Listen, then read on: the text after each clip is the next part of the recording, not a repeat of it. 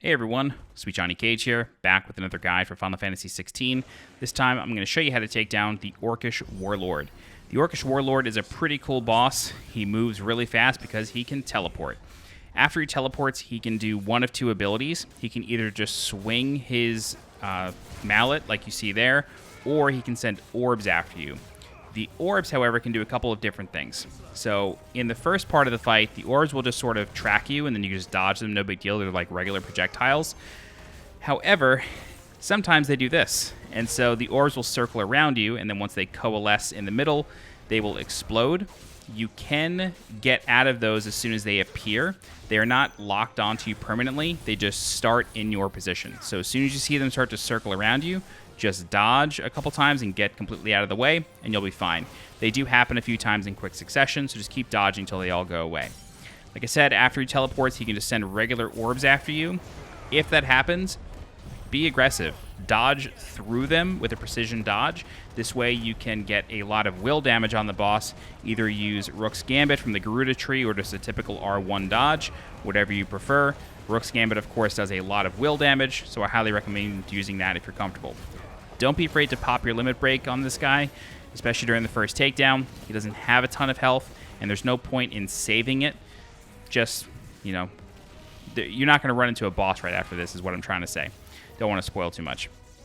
All right, so you saw there, after the stagger, he sort of charged up a really big AoE explosion around him.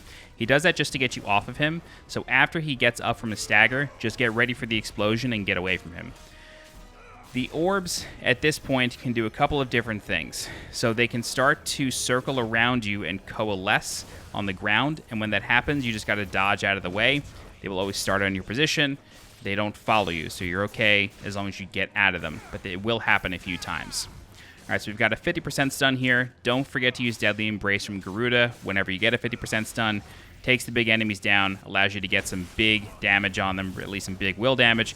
But you saw there, after the stun, he did that big AoE again. So it's very important that after a stun, either 50% or 100% stun, you get away from him once you're done dealing damage and once he recovers. Otherwise, you're going to run into some problems. So he has an overhead slam. One thing that I will talk about with his actual slam attacks is that typically he needs to charge his mace before he actually hits you. So he's going to cock the mace or rear it above his head, and then it's going to turn red, and then he's going to swing at you. So it's a bit of a delayed attack, but as long as you are anticipating that delay and you're not trying to dodge until after it glows red and after it starts moving towards you while it's glowing red, you should be okay. But that's it. That's the Orcish Warlord. All right, if you have any questions, please feel free to leave a comment.